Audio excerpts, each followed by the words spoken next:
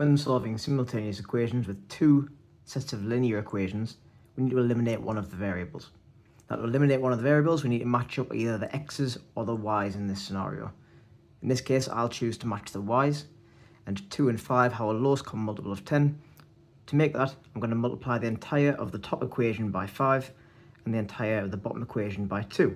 That will allow us to have 10y in both equations, giving us 25x plus 10y equals 155. In the bottom equation, we'll get 6x plus 10y equals 60. Now that we've got both of our y's the same, we'll notice that they both have the same sign. In order to eliminate the y's, we need to either add or subtract the equations. In this case, to eliminate the y's, we would need to subtract them. As there are more x's in the top equation, I'll choose to do the top equation, take away the bottom equation, and that will give us 19x, 0 y's, and then 155, take away 60, which will give us 95. Notice we've got ourselves another equation now that has no y's involved. 19x equals 95. All we do now is divide both sides by 19, giving us x equals 5. Although we've found one of our variables, that's not the end of the actual question, because we need to find what y is as well. Now you can substitute x equals 5 into any of the equations you have above.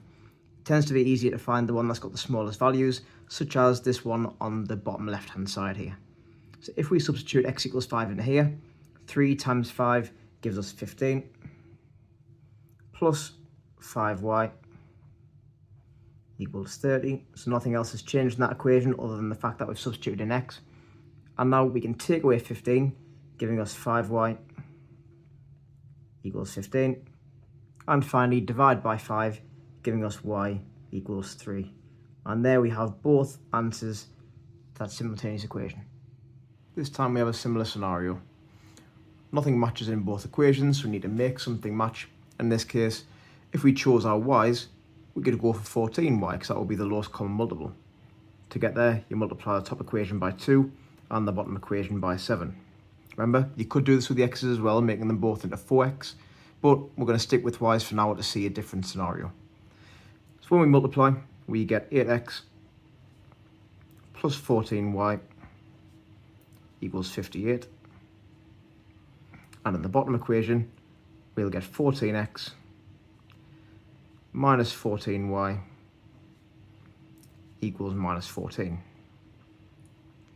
Now we have the same number of y's, we can eliminate them either by adding or subtracting. In this case, because they have different signs, the only way we can eliminate the y's is by adding the two equations together. If we do that, adding column, 8x add 14x gives us 22x. 14y add negative 14y gives us 0 y's as they cancel out. And then 58 add minus 14, that's going to give us 44. Once again, we've got another equation we can solve, 22x equals 44. If we divide by 22, we're going to end up with x equals 2. And that is one of our values for our answer. However, as in the last question, we've got x's and we've got y's. So once again, I'd substitute that into one of your equations. You can pick any. I'd pick anything that has all positives in this time since there are negatives involved in the question. So I would pick the top equation up here. So if x is 2, 4 times x is going to be 8, plus the 7y equals 29. As we did last time, we need to solve this equation. Subtract the 8, we're going to get 7y equals 21, and then divide by 7, you get y equals 3. And there's your second value and the last part of the equation.